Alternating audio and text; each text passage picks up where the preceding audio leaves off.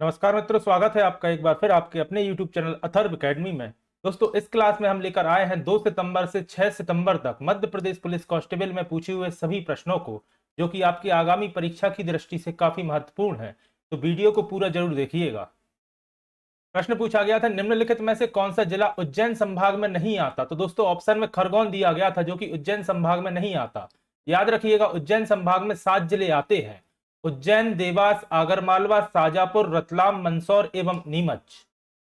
दोस्तों, मध्य प्रदेश के सभी जिलों एवं संभाग के बारे में अपन ने अपनी थ्योरी क्लास में काफी विस्तार से पढ़ा है। अगर आपने वह वीडियो नहीं देखी है तो एक बार उस वीडियो को जरूर देखिएगा। अगला प्रश्न पूछा गया था, किस अधिनियम ने बंगाल के गवर्नर को बंगाल के गवर्नर जनरल में पदोन्नति किया था।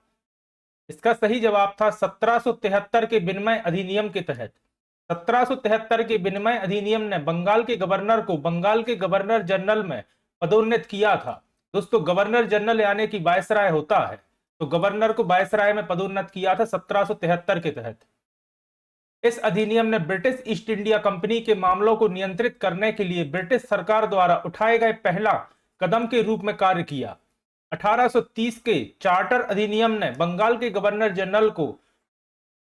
जनरल के पदनाम को भारत के गवर्नर जनरल के पदनाम में बदल दिया, यानी कि बंगाल के वायसराय को भारत का वायसराय बना दिया 1830 के चार्टर अधिनियम के तहत। याद रखिएगा। फिर प्रश्न था, रजत जलप्रपात कहां स्थित है। तो दोस्तों, यह भी अपन ने पहले कई क्लास में डिस्कस किया है और आप सभी जानते हैं रजत जलप्रपात पचमढ़ी में स्थित है। रजत जलप्रपात मध्य प्रदेश के होशंगाबाद जिले में पचमढ़ी में स्थित है। पचमढ़ी को सतपुड़ा की रानी के रूप में जाना जाता है, जो कि मध्य प्रदेश का एकमात्र हिल स्टेशन है। यह प्रश्न भी दोस्तों, सतपुड़ा की रानी किसे कहा जाता है, नेक्स्ट शिफ्ट में पूछा गया था। रजत जलप्रपात भारत का 30वां सबसे ऊंचा झरना है और इसकी ऊंचाई याद रखिएगा 107 मीटर है। 107 मीटर का मतलब होता है लगभग 350 या 51 फीट के आसपास। अगला प्रश्न आया था मई 2023 में अमेरिका ने किस देश के साथ रक्षा समझौता किया है। तो दोस्तों, पापुआ न्यू गिनी के साथ अमेरिका ने 2023 में रक्षा समझौता किया है। 22 मई 2023 को संयुक्त राज्य अमेरिका और पापुआ न्यू गिनी ने एक रक्षा सहयोग समझौते पर हस्ताक्षर किए। यह समझौता अमेरिका के विदेश मंत्री एंटनी लिंकन की पीएनजी यात्रा के दौरान हुआ था। पीएनजी का मतलब होता है पापुआ न्यू गिनी। फिर प्रश्न पूछा गया था, सतपुड़ा की रानी किसे कहा जाता है। तो जैसा कि अभी अपन ने डिस्कस किया, पचमढ़ी को सतपुड़ा की रानी के रूप में जाना जाता है। पचमढ़ी को सतपुड़ा की रानी या द क्वीन ऑफ सतपुड़ा के रूप में जाना जाता है। पचमढ़ी मध्य प्रदेश के नर्मदापुरम जिले में स्थित एक हिल स्टेशन है। और याद रखिएगा, मध्य प्रदेश की सबसे ऊंची चोटी धूपगढ़, जिसकी ऊंचाई है 1352 मीटर, पचमढ़ी में महादेव पर्वत पर स्थित है। अगला प्रश्न था, विश्व मौसम विज्ञान संगठन का मुख्यालय कहां स्थित है। तो दोस्तों, इसका सही जवाब था जिनेवा, स्विट्जरलैंड में विश्व मौसम विज्ञान का संगठन स्थित है। संगठन का मुख्यालय स्थित है। विश्व मौसम विज्ञान संगठन का मुख्यालय जिनेवा, स्विट्जरलैंड में स्थित है और इसकी स्थापना 23 मार्च 1950 को की गई थी। विश्व मौसम विज्ञान संगठन एक अंतरराष्ट्रीय सरकारी संगठन है जिसमें 193 सदस्य देश शामिल है। दोस्तों, डिटेल से भी काफी प्रश्न देखने को मिल सकते हैं, तो यह काफी इंपॉर्टेंट है।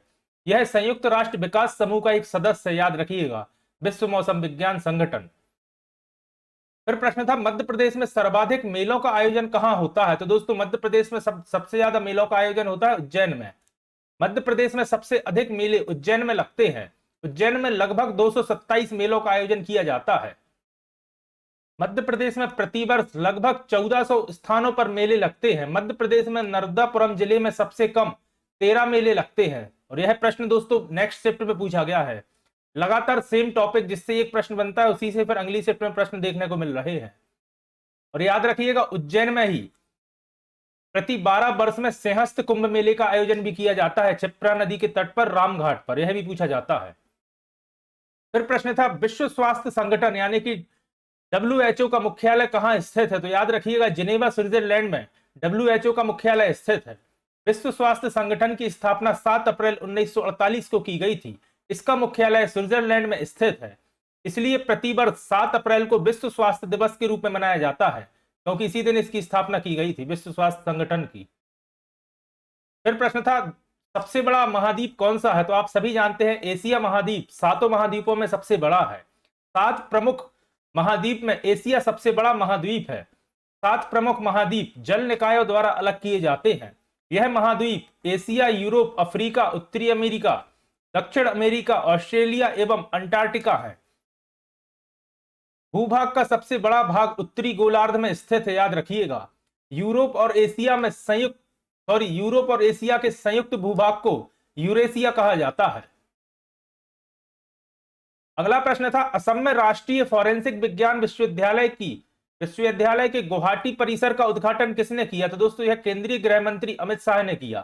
केंद्रीय गृह मंत्री अमित शाह ने असम में राष्ट्रीय फॉरेंसिक विज्ञान विश्वविद्यालय के गुवाहाटी परिसर का उद्घाटन किया। असम सरकार ने इस साल की शुरुआत में गुवाहाटी में NFSU की स्थापना को मंजूरी दी थी। NFSU का मतलब होता है नेशनल फॉरेंसिक साइंस यूनिवर्सिटी। अगला प्रश्न था, राजस्थान में हर साल कौन सी प्रवासी पक्षी आते हैं? तो दोस्तों कुरजा पक्षी राजस्थान में हर साल आते हैं, जो कि प्रवासी पक्षी हैं। राजस्थान में हर साल लगभग 50 स्थानों पर कुरजा पक्षी आते हैं। इन पक्षियों की सबसे बड़ी संख्या खीचन में दिखाई देती है। अगला प्रश्न था, कांडबालू पर, यहां में स्प्रिंट थी, वन है, वन या बगीचा कहां स्थित है? तो दोस्तों इसका सही जवाब था मलेशिया। कांडबालू एक वन या उपवन है जो कि मलेशिया में स्थित है। अगला प्रश्न आया था, सबसे छोटा महाद्वीप कौन सा है? तो दोस्तों ऑस्ट्रेलिया महाद्वीप सबसे छोटा महाद्वीप है। अगला प्रश्न था, यूराल पर्वत एशिया को किस महाद्वीप से अलग करता है? दोस्तों यह प्रश्न प्रीवियस शिफ्ट में भी रिपीट हुआ था, और याद रखिएगा यूराल पर्वत यूरोप को एशिया से अलग करता है। यूराल पर्वत एशिया को यूरोप से अलग करता है जो पश्चिमी रूस में उत्तर से दक्षिण तक फैली एक पर्वत श्रृंखला है। यह आर्कटिक महासागर से कैस्पियन सागर तक फैला हुआ है। यूराल पर्वत की लंबाई लगभग 2000 किलोमीटर है।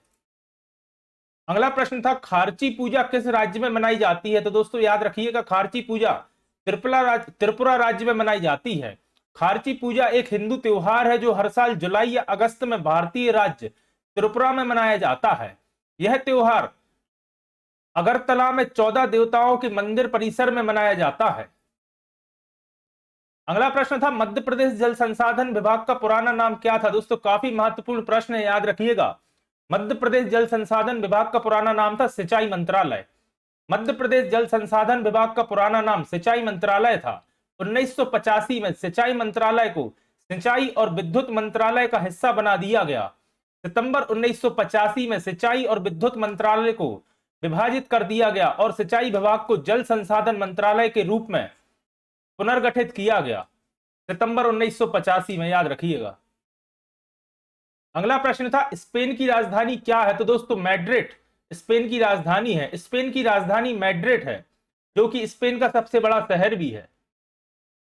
अगला प्रश्न था, निम्नलिखित में से फीफा विश्व कप के बारे में असत्य कथन क्या है? तो दोस्तों ऑप्शन में दिया था, फीफा विश्व कप सर्वाधिक बार उरुग्वे की टीम ने जीता है, जबकि यह बात गलत है। सबसे ज्यादा बार, याद रखिएगा, ब्राजील ने फीफा विश्व कप जीता है।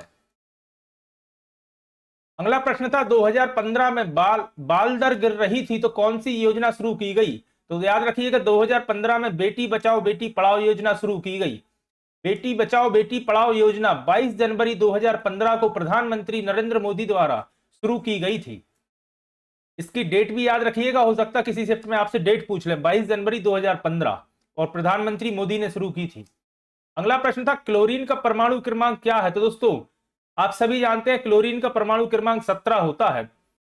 दोस्तों हाल ही में अभी 2 या 3 दिन पहले मैंने एक आवर्त सारणी पर बेस्ड वीडियो बनाकर चैनल पर अपलोड की है। उस वीडियो को भी आप एक बार जरूर देखिएगा। आवर्त सारणी से लगभग डेली एक प्रश्न आपको देखने को मिल रहा है। अगला प्रश्न था, रसायनों का राजा किसे कहा जाता है? तो दोस्तों H2SO4 यानी कि सल्फ्यूरिक एसिड को रसायनों का राजा कहा जाता है। अगला प्रश्न था, नए पौधे को छोटे बैगों में रखा जाता है और फिर खेतों में रोपा जाता है, तो ऐसा क्यों किया जाता है? तो दोस्तों इस विधि से किसानों को स्वस्थ पौधों का चयन करने की अनुमति मिलती है और जिससे फसल उत्पादन में वृद्धि होती है। फिर प्रश्न था, H2SO4 किसको कहा जाता है या किसका सूत्र है? तो याद रखिएगा, सल्फ्यूरिक एसिड का सूत्र है H2SO4, जिसे रसायनों का राजा कहा जाता है। फिर प्रश्न था, रासायनिक अभिक्रिया सर्वाधिक किस रंग में होती है? तो दोस्तों याद रखिएगा लाल रंग में प्रकाश रासायनिक अभिक्रिया सर्वाधिक होती है। फिर प्रश्न था प्रकाश के किस रंग में प्रकाश संश्लेषण अधिकतम होता है? तो दोस्तों लाल रंग में प्रकाश का संश्लेषण सर्वाधिक होता है और उसके बाद याद रखिएगा लाल के बाद होता है बैगनी रंग में। अगला प्रश्न था सबसे अधिक प्रदूषण करने वाली गैस कौन सी है? तो याद रखिएगा CO यानी कि कार्बन मोनोऑक्साइड सबसे ज्यादा प्रदूषित करने वाली गैस है। और एक प्रश्न और पूछा जाता है कि सॉरी पेट्रोल या ईंधन के आधे जलने से कौन सी गैस निकलती है? तो याद रखिएगा कार्बन मोनोऑक्साइड। अगला प्रश्न पूछा गया था संयुक्त राष्ट्र पर्यावरण कार्यक्रम का मुख्यालय कहां स्थित है? तो याद रखिएगा नैरोबी में स्थित है। और यह प्रश्न भी दोस्तों कांस्टेबल के एग्जाम में दूसरी बार रिपीट हुआ है। संयुक्त राष्ट्र पर्यावरण कार्यक्रम का मुख्यालय नैरोबी में स्थित है। जून 1972 में स्टॉकहोम में मानव पर्यावरण पर संयुक्त राष्ट्र सम्मेलन के बाद इसके पहले निर्देशक मॉरिस स्ट्रॉन्ग द्वारा स्थापित किया गया था। संयुक्त राष्ट्र पर्यावरण कार्यक्रम संयुक्त राष्ट्र प्रणाली के भीतर पर्यावरण के मुद्दों को प्रतिक्रियाओं के समन्वय के लिए जिम्मेदार है। अगला प्रश्न था ओरछा में कौन सा मंदिर स्थित है जो कि किले और मंदिर के नाम से जाना जाता है? दोस्तों काफी महत्वपूर्ण प्रश्न है। याद रखिएगा राम राजा मंदिर जो कि ओरछा में स्थित है और यह किले और मंदिर के नाम से जाना जाता है। ओरछा का राजमहल एक महल है जो कि किला और मंदिर भी है। राम राजा मंदिर भगवान श्री राम का ओरछा में 400 वर्ष पूर्व राज्य अभिषेक हुआ था और उसके बाद से आज तक यहां भगवान श्री राम को राजा के रूप में पूजा जाता है। यह पूरी दुनिया का एकमात्र ऐसा मंदिर है जहां भगवान राम को राजा के रूप में पूजा जाता है। इसके अलावा याद रखिएगा इस मंदिर का निर्माण मधुकर साहब बुंदेला ने करवाया था और ओरछा नगर की नींव रखी थी रुद्र प्रताप सिंह बुंदेला ने। अगला प्रश्न था केन घड़ियाल अभ्यारण्य किस राष्ट्रीय उद्यान का हिस्सा है? तो दोस्तों पन्ना राष्ट्रीय उद्यान का हिस्सा है केन घड़ियाल राष्ट्रीय उद्यान। केन घड़ियाल अभ्यारण्य पन्ना राष्ट्रीय उद्यान का हिस्सा है। यह मध्य प्रदेश के पन्ना एवं छतरपुर जिले में स्थित है। केन घड़ियाल अभ्यारण्य केन नदी और खुदार नदी के संगम पर स्थित है। 45,201 वर्ग किलोमीटर क्षेत्र में फैला हुआ है, याद रखिएगा। अगला प्रश्न था मई 2023 में मादक पेय पदार्थों पर व्यापक स्वास्थ्य चेतावनी लेबल अनिवार्य करने वाला पहला देश कौन सा है? तो दोस्तों यह है आयरलैंड, जिसने मई 2023 में मादक पेय पदार्थों पर स्वास्थ्य चेतावनी लेबल अनिवार्य कर दिया है। अगला प्रश्न था जबलपुर संभाग में कितने जिले हैं? तो दोस्तों याद रखिएगा जबलपुर संभाग में कुल 8 जिले हैं। इनके नाम भी याद रखिएगा जबलपुर, कटनी, नरसिंहपुर, सिवनी, छिंदवाड़ा, बालाघाट, मंडला एवं डिंडोरी। और याद रखिएगा जबलपुर संभाग क्षेत्र को ही महाकौशल के क्षेत्र के नाम से भी जाना जाता है। अगला प्रश्न था नर्मदापुरम जिले में मेलों की संख्या कितनी है? तो याद रखिएगा मध्य प्रदेश में सबसे कम नर्मदापुरम जिले में 13 मेलों का आयोजन किया जाता है। इसके अलावा याद रखिएगा मध्य प्रदेश में सर्वाधिक मेले उज्जैन में एवं न्यूनतम मेले नर्मदापुरम जिले में आयोजित किए जाते हैं। 7 फरवरी 2022 को होशंगाबाद जिले का नाम बदलकर नर्मदापुरम जिला कर दिया गया, याद रखिएगा। अगला प्रश्न था हिंद महासागर किन महाद्वीपों से घिरा हुआ है? तो दोस्तों उत्तर में एशिया, पश्चिम में अफ्रीका और पूर्व में ऑस्ट्रेलिया से घिरा हुआ है हिंद महासागर। हिंद महासागर दुनिया का तीसरा सबसे बड़ा महासागर है और पृथ्वी की सतह पर पानी का लगभग 20% हिस्सा है। अगला प्रश्न था 3 तलाक का संबंध किस धर्म से है? तो दोस्तों 3 तलाक का संबंध मुस्लिम धर्म से है। अगला प्रश्न था अमेरिका में सटीक घड़ी किस संस्था ने बनाई थी? तो दोस्तों national institute of standards and technology ने अमेरिका में सटीक घड़ी बनाई थी। दुनिया की सबसे सटीक घड़ी संयुक्त राज्य अमेरिका में स्थित है। इस घड़ी का निर्माण national institute of standards and technology ने कोलोराडो विश्वविद्यालय बोल्डर के साथ मिलकर किया था। अगला प्रश्न था मार्गरेट स्मिथ ने कितने ग्रैंड स्लैम जीते? तो दोस्तों मार्गरेट स्मिथ ने 24 ग्रैंड स्लैम जीते हैं। मार्गरेट स्मिथ कोर्ट ने 24 ग्रैंड स्लैम एकल खिताब जीते हैं। उन्होंने 1960 से 1970 के दशक में अधिकांश खिताब जीते हैं। उन्होंने Wimbledon, US open, Australian open एवं फ्रेंच ओपन खिताब जीते हैं।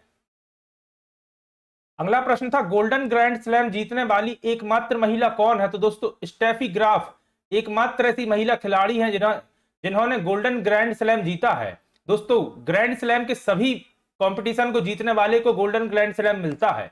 स्टेफी ग्राफ 1988 में गोल्डन स्लैम जीतने वाली एकमात्र महिला है। उन्होंने एक वर्ष में सभी 5 एकल खिताब जीते हैं। अगला प्रश्न था चैरो युवा उत्सव कहां मनाया जाता है? तो याद रखिएगा चैरो युवा उत्सव मेघालय में मनाया जाता है। चैरो युवा उत्सव भारत के मेघालय राज्य में मनाया जाता है। यह त्योहार हर साल अप्रैल में प्रकृति को अच्छी फसल के लिए धन्यवाद देने और ताजा बोने वाले बीज देने के लिए मनाया जाता है। अगला प्रश्न था दक्षिण गोलार्ध में अंटार्कटिका महाद्वीप के अलावा कौन सा महाद्वीप स्थित है? तो याद रखिएगा दक्षिण गोलार्ध में अंटार्कटिका के अलावा ऑस्ट्रेलिया एवं दक्षिण अमेरिका मौजूद है। दक्षिणी गोलार्ध में अंटार्कटिका के अलावा ऑस्ट्रेलिया और दक्षिण अमेरिका 2 महाद्वीप स्थित हैं। ऑस्ट्रेलिया 7 महाद्वीप में सबसे छोटा है और हिंद महासागर और प्रशांत महासागर के बीच स्थित है। अगला प्रश्न था भारत और पाकिस्तान में विभाजित किस अधिनियम द्वारा किया गया था? तो दोस्तों भारतीय स्वतंत्रता अधिनियम 1947 के तहत भारत पाकिस्तान का विभाजन हुआ था। भारत और पाकिस्तान को विभाजित करने वाला अधिनियम भारतीय स्वतंत्रता अधिनियम 1947 था। यह अधिनियम ब्रिटिश संसद द्वारा पारित किया गया था और 18 जुलाई 1947 को शाही स्वीकृति इसे प्राप्त हुई थी, यानी कि इंग्लैंड के शाही परिवार से इसे स्वीकृति मिल गई थी। और यह डेट काफी महत्वपूर्ण है, याद रखिएगा 18 जुलाई 1947 को। अगला प्रश्न था मई 2023 में एआई चैट बॉट जुगलबंदी किसने लॉन्च की? तो दोस्तों एआई चैट बॉट जुगलबंदी माइक्रोसॉफ्ट ने लॉन्च की है। अगला प्रश्न था मीठी क्रांति किससे संबंधित है? तो दोस्तों शहद उत्पादन एवं मधुमक्खी पालन से संबंधित है मीठी क्रांति। मीठी क्रांति भारत सरकार की एक महत्वाकांक्षी पहल है जो मधुमक्खी पालन को बढ़ावा देती है। अगला प्रश्न था भारत किस मिशन के तहत अंतरिक्ष यात्रियों को स्पेस में भेजेगा? तो दोस्तों याद रखिएगा गगनयान मिशन के तहत भारत अंतरिक्ष यात्रियों को स्पेस में भेजेगा। गगनयान मिशन भारत का पहला स्वदेशी मिशन है जो भारतीय अंतरिक्ष यात्रियों को अंतरिक्ष में भेजेगा। यह मिशन 2021 में लॉन्च हुआ था, लेकिन कोरोना के कारण देरी से चल रहा है। अब इसकी 2024 में लॉन्च होने की संभावना है। अगला प्रश्न था नर्मदा घाटी विकास प्राधिकरण की स्थापना कब हुई थी? तो दोस्तों 1985 में हुई थी। यह भी दोस्तों काफी महत्वपूर्ण प्रश्न है। अगला प्रश्न था झूम खेती किस प्रकार की खेती है? तो याद रखिएगा आदिम निर्वाह खेती है झूम खेती। अगला प्रश्न था किस ग्रह का घनत्व सबसे अधिक है? तो दोस्तों पृथ्वी का घनत्व सबसे अधिक है। अगला प्रश्न था सिंह पूंछ मकाक को किस नाम से जाना जाता है? तो दोस्तों सिंह पूंछ मकाक को लंबी पूंछ वाला बंदर के नाम से जाना जाता है। मकाक का मतलब होता है बंदर। अगला प्रश्न था अहिल्याबाई होलकर का महल कहां स्थित है? तो दोस्तों महेश्वर में स्थित है अहिल्याबाई होलकर का महल। अहिल्याबाई होलकर का किला मध्य प्रदेश के महेश्वर में स्थित है। महेश्वर शहर मध्य प्रदेश के खरगोन जिले में नर्मदा नदी के तट पर स्थित है। महारानी अहिल्याबाई होलकर ने 1765 से 1796 तक यहां शासन किया। अहिल्याबाई होलकर होलकर वंश के संस्थापक मल्हारराव होलकर की पुत्र वधू थी। महेश्वर में ही नर्मदा नदी पर निर्मित महेश्वर बांध स्थित है। सहस्त्रधारा जलप्रपात महेश्वर में ही स्थित है। महेश्वर अपनी महेश्वर साड़ी के लिए विश्व प्रसिद्ध है, याद रखिएगा। और यह सभी पॉइंट काफी महत्वपूर्ण है, हर एक से कोई ना कोई प्रश्न बन सकता है। अगला प्रश्न था एक मुखी दत्ता मंदिर कहां स्थित है? तो दोस्तों इसका भी सही जवाब था महेश्वर। महेश्वर में एक मुखी दत्ता मंदिर सहस्त्रधारा जलकोटी में स्थित है। मंदिर का क्षेत्रफल लगभग 10,000 वर्ग फीट है और इसका परिसर 3 एकड़ क्षेत्र में फैला हुआ है। यह मंदिर नर्मदा नदी के तट पर स्थित है, जिसे शिवधाम दत्त मंदिर भी कहा जाता है। अगला प्रश्न था पन्ना राष्ट्रीय उद्यान से कौन सी नदी होकर गुजरती है? तो दोस्तों याद रखिएगा केन नदी होकर गुजरती है पन्ना राष्ट्रीय उद्यान से। पन्ना राष्ट्रीय उद्यान मध्य प्रदेश राज्य में स्थित है। पन्ना राष्ट्रीय उद्यान से केन नदी होकर गुजरती है। केन नदी यमुना नदी की सहायक नदी है। पन्ना राष्ट्रीय उद्यान को 1994 में प्रोजेक्ट टाइगर में शामिल किया गया था। केन घड़ियाल अभ्यारण्य पन्ना राष्ट्रीय उद्यान में ही स्थित है। यह प्रश्न दोस्तों 5 तारीख के एग्जाम में अपन ने डिस्कस किया था और 6 तारीख में यह प्रश्न बन के आ गया कि केन घड़ियाल राष्ट्रीय उद्यान कहाँ स्थित है, केन घड़ियाल अभ्यारण्य कहाँ स्थित है। अगला प्रश्न है, गंगा और यमुना शैल चित्र किस किले में स्थित है? तो दोस्तों अजयगढ़ के किले में स्थित है गंगा और यमुना शैल चित्र। अजयगढ़ का किला मध्य प्रदेश के पन्ना जिले में स्थित है। यहाँ गंगा और यमुना की दो मूर्तियां स्थित हैं। किले में एक झील भी स्थित है जिसे अजय पाल का तालाब कहा जाता है। अगला प्रश्न था, डब्ल्यूटीओ का मुख्यालय कहां स्थित है? तो दोस्तों डब्ल्यूटीओ यानी कि वर्ल्ड ट्रेड ऑर्गेनाइजेशन, और इसका मुख्यालय जिनेवा स्विट्जरलैंड में स्थित है। विश्व व्यापार संगठन का मुख्यालय जिनेवा स्विट्जरलैंड में स्थित है। इसकी स्थापना 1 जनवरी 1955 को की गई थी। विश्व व्यापार का 98% प्रतिनिधित्व करने वाला कुल 184 देश इसमें शामिल हैं। विश्व व्यापार संगठन एकमात्र अंतरराष्ट्रीय वैश्विक संगठन है जो राष्ट्रों के बीच व्यापार के नियमों से निपटता है। अगला प्रश्न था, भारतीय क्रिकेट कंट्रोल बोर्ड का वर्तमान अध्यक्ष कौन है? तो दोस्तों आप सभी जानते हैं बीसीसीआई के वर्तमान अध्यक्ष है रोजर बिनी। रोजर बिनी भारतीय क्रिकेट कंट्रोल बोर्ड के 36वें अध्यक्ष हैं, जिन्होंने पूर्व अध्यक्ष सौरभ गांगुली की जगह ली है और जो कि 2019 से अध्यक्ष है। 2019 से सौरभ गांगुली अध्यक्ष थे, जिनकी जगह रोजर बिनी ने ली है। भारतीय क्रिकेट कंट्रोल बोर्ड भारत में क्रिकेट का शासी निकाय है, जिसका मुख्यालय वानखेड़े स्टेडियम मुंबई में स्थित है। और यह काफी महत्वपूर्ण पॉइंट है, याद रखिएगा, पूछा जाता है बीसीसीआई का मुख्यालय कहां है, तो वानखेड़े स्टेडियम मुंबई। अगला प्रश्न था, मांडो नृत्य का संबंध किस राज्य से है? तो दोस्तों मांडो नृत्य का संबंध है गोवा राज्य से। मांडो नृत्य स्थानीय गोवा एवं पश्चिमी संगीत के मिलन को प्रदर्शित करता है। यह एक सुंदर नृत्य है जो कि 19वीं और 20वीं शताब्दी के दौरान गोवा के कैथोलिकों द्वारा विकसित किया गया था। मांडो उत्सव भी गोवा में ही मनाया जाता है। प्रश्न में पूछा गया था मांडो नृत्य, और याद रखिएगा मांडो उत्सव भी गोवा में मनाया जाता है। अगला प्रश्न था, कलकत्ता उच्च न्यायालय की स्थापना किस वर्ष की गई थी? तो दोस्तों वर्ष 1862 में कलकत्ता उच्च न्यायालय की स्थापना की गई थी। कोलकाता उच्च न्यायालय की स्थापना 1862 में की गई थी, जिस समय लॉर्ड लॉरेंस भारत के वायसराय थे। 1885 में कोलकाता, मुंबई और मद्रास 3 उच्च न्यायालय की स्थापना की गई थी। उच्च न्यायालय भारतीय उच्च न्यायालय अधिनियम 1861 के तहत स्थापित किए गए थे। अगला प्रश्न था, प्रधानमंत्री ग्राम सड़क योजना किस प्रधानमंत्री के कार्यकाल के दौरान शुरू की गई थी? तो दोस्तों याद रखिएगा प्रधानमंत्री ग्राम सड़क योजना पूर्व प्रधानमंत्री अटल बिहारी वाजपेयी के कार्यकाल के दौरान शुरू की गई थी। प्रधानमंत्री ग्राम सड़क योजना मूल रूप से वर्ष 2000 में प्रधानमंत्री अटल बिहारी वाजपेयी द्वारा शुरू की गई थी। यह योजना ग्रामीण विकास मंत्रालय के अंतर्गत आती है और जिसका मुख्य उद्देश्य था ग्रामीण क्षेत्रों को मुख्य सड़क मार्ग से जोड़ना। इसके अलावा याद रखिएगा स्वर्ण चतुर्भुज योजना भी अटल बिहारी वाजपेयी जी के कार्यकाल में ही शुरू की गई थी, जिसके तहत नेशनल हाईवे का निर्माण किया जा रहा है, या फुल लाइंस जो आपने देखी होंगी। अगला प्रश्न था, भारतीय राष्ट्रीय कांग्रेस और मुस्लिम लीग का संयुक्त अधिवेशन कब हुआ था? तो दोस्तों वर्ष 1916 में भारतीय राष्ट्रीय कांग्रेस और मुस्लिम लीग का संयुक्त अधिवेशन हुआ था, और याद रखिएगा लखनऊ में हुआ था।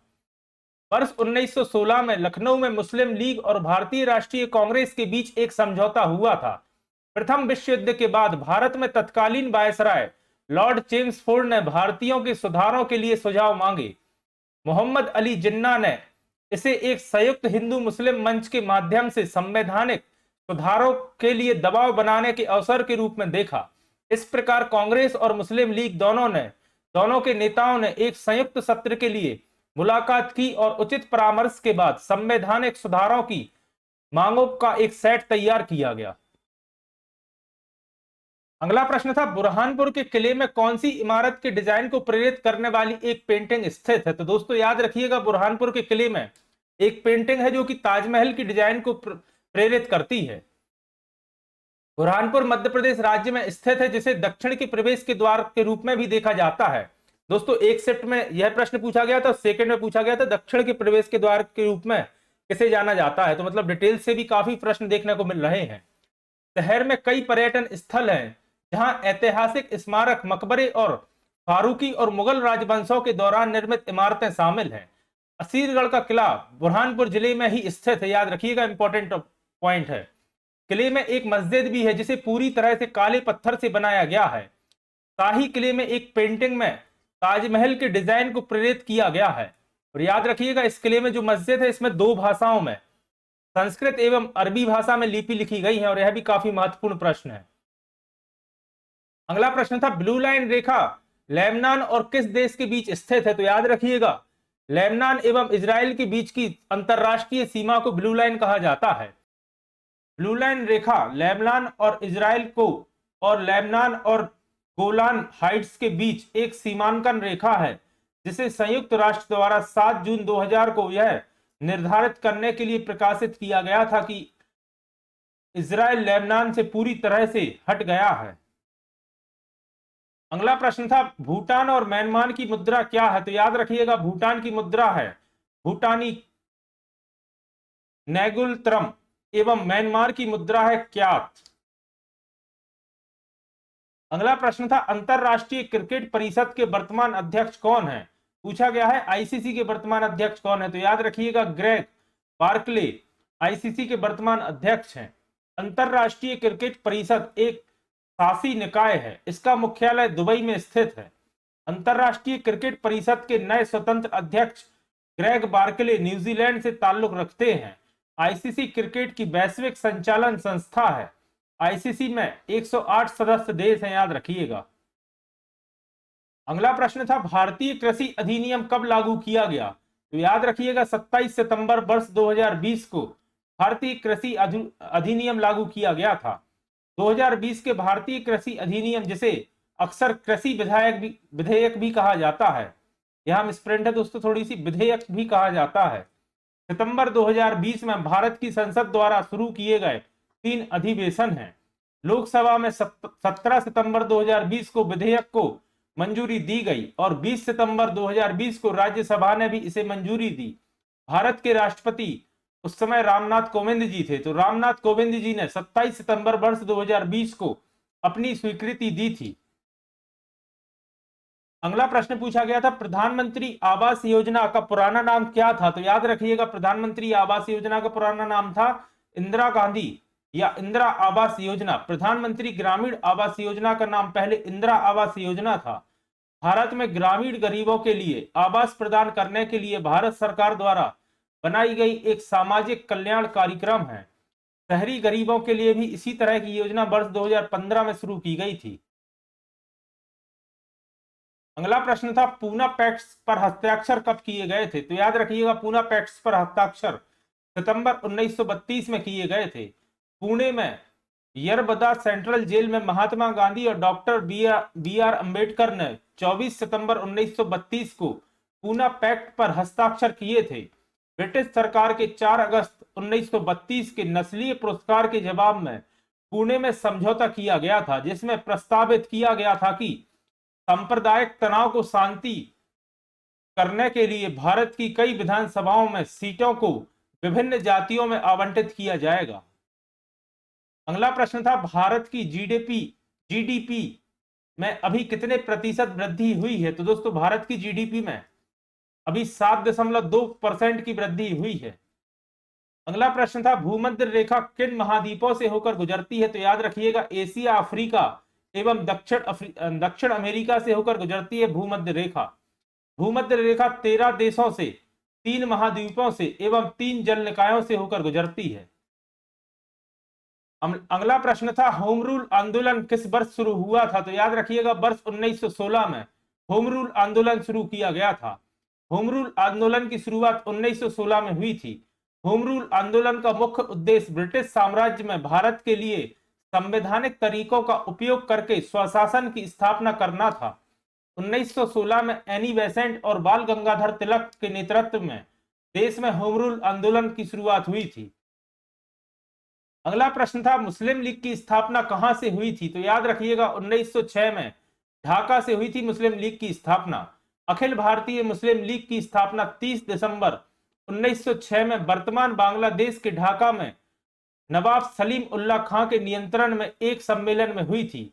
इसका पहला अधिवेशन याद रखिएगा वर्ष 1907 में वर्तमान कराची पाकिस्तान में हुआ था। अगला प्रश्न था भूटान और म्यांमार की राजधानियां क्या हैं? तो याद रखिएगा भूटान की राजधानी है थिम्पू एवं म्यांमार की राजधानी है नेपिडा। अगला प्रश्न था नॉर्वेजियन सागर किस महासागर का हिस्सा है? तो याद रखिएगा नॉर्वेजियन सागर आर्किटेक्ट महासागर का एक हिस्सा है।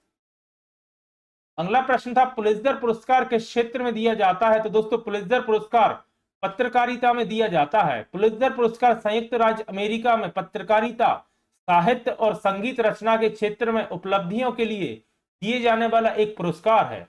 यह पुरस्कार 1917 में शुरू किया गया था। इसे अमेरिका का सबसे प्रतिष्ठित पत्रकारिता पुरस्कार माना जाता है। अगला प्रश्न था किसान सम्मान निधि योजना किस वर्ष आरंभ हुई थी? तो याद रखिएगा 24 फरवरी 2019 को किसान सम्मेलन निधि योजना आरंभ हुई थी। प्रधानमंत्री किसान सम्मान निधि की शुरुआत वर्ष 2019 में उत्तर प्रदेश के गोरखपुर से हुई थी। यह योजना औपचारिक रूप से 24 फरवरी 2019 को शुरू की गई थी। अगला प्रश्न था कोला नृत्य किस राज्य से संबंधित है? तो याद रखिएगा कोला नृत्य का संबंध कर्नाटक राज्य से है। अगला प्रश्न था निम्नलिखित में से कौन सी एक ग्रीन हाउस गैसेस है? तो याद रखिएगा कार्बन डाइऑक्साइड एक ग्रीन हाउस गैस है जो कि ऑप्शन में दी गई थी। अगला प्रश्न था वायुमंडल में कार्बन डाइऑक्साइड की मात्रा कितने प्रतिशत है? तो याद रखिएगा अगर बात एग्जैक्ट की जाए तो 0.03% या 1% से कम। आपको ऑप्शन में इन दोनों में से कुछ एक मिल सकता है। अगला प्रश्न था क्रिप्स मिशन के प्रस्ताव को पोस्ट डेटेड चेक किसने कहा था? तो दोस्तों क्रिप्स मिशन के प्रस्ताव को post dated cheque Mahatma Gandhi ने कहा था। वर्ष 1942 में द्वितीय विश्व युद्ध के दौरान भारतीय समर्थन प्राप्त करने के लिए संवैधानिक प्रस्तावों के साथ स्टेफोर्ड क्रिप्स की अध्यक्षता में एक मिशन भारत भेजा गया था और इसी मिशन को क्रिप्स मिशन के रूप में जाना जाता है, जिसे महात्मा गांधी ने आउटडेटेड चेक के रूप में कहा है। अगला प्रश्न था जल प्रदूषण अधिनियम कब लागू किया गया? तो दोस्तों वर्ष 1974 में जल प्रदूषण अधिनियम लागू किया गया था। अगला प्रश्न था पृथ्वीराज चौहान कहाँ के राजा थे? तो याद रखिएगा पृथ्वीराज चौहान अजमेर के राजा थे। इसके अलावा दोस्तों ऑप्शन में अगर दिल्ली दिया गया होता तो याद रखिएगा 1175 में पृथ्वीराज चौहान दिल्ली के भी राजा बने थे। पृथ्वीराज चौहान अजमेर के 13वें राजा थे। पृथ्वीराज चौहान एक कुशल योद्धा थे जिन्होंने मोहम्मद गौरी को 17 बार युद्ध में हराया था और वर्ष 1192 में हुए तराइन के दूसरे युद्ध में पृथ्वीराज चौहान मोहम्मद गौरी से हार गए थे। याद रखिएगा पृथ्वीराज चौहान की तराइन में 2 युद्ध हुए हैं। 1191 में तराइन का पहला युद्ध जिसमें पृथ्वीराज चौहान मोहम्मद गौरी से जीत गए थे और मोहम्मद गौरी वापस अफगानिस्तान चला गया था, और 1192 में तराइन का दूसरा युद्ध हुआ था जिसमें पृथ्वीराज चौहान इस युद्ध में हार गए थे और मोहम्मद गौरी पृथ्वीराज चौहान को बंदी बनाकर अफगानिस्तान ले गया था। अगला प्रश्न था कौन सा विटामिन रक्त के थक्के जमाने में मदद करता है? तो दोस्तों आज दोपहर वाली साइंस की क्लास में ही मैंने डिस्कस किया है। विटामिन के एवं प्लेटलेट्स रक्त का थक्का जमाने में मदद करते हैं। अगला प्रश्न था बुखार का तापमान कितना होता है? तो दोस्तों 100.4 डिग्री फ़ारेनहाइट या 38 डिग्री सेल्सियस से ऊपर बुखार का तापमान होता है। और याद रखिएगा स्वस्थ मनुष्य का तापमान होता है 98 डिग्री फ़ारेनहाइट या 37 डिग्री सेल्सियस। अगला प्रश्न था ग्रीन हाउस गैस कौन सी है? तो दोस्तों जल वाष्प, मेथेन, नाइट्रस ऑक्साइड, क्लोरोफ्लोरोकार्बन एवं कार्बन डाइऑक्साइड आदि ग्रीन हाउस गैसेस कहलाती हैं। अगला प्रश्न था प्रकाश संश्लेषण सबसे ज्यादा पत्तियों के किस भाग में होता है? तो याद रखिएगा पत्तियों के मेसोफिल भाग में प्रकाश संश्लेषण सबसे ज्यादा होता है। अगला प्रश्न था कुकुरमुत्ता किस वर्ग में आता है? कुकुरमुत्ता यानी कि मशरूम दोस्तों याद रखिएगा कवक के वर्ग में आता है या फंगस के वर्ग में आता है। अगला प्रश्न था लार ग्रंथियां प्रमुख कितने जोड़ी होती हैं? तो याद रखिएगा लार ग्रंथियां 3 जोड़ी होती हैं। अगला प्रश्न था 1 सेकंड में चली हुई दूरी को क्या कहते हैं? तो दोस्तों उसे चाल कहा जाता है।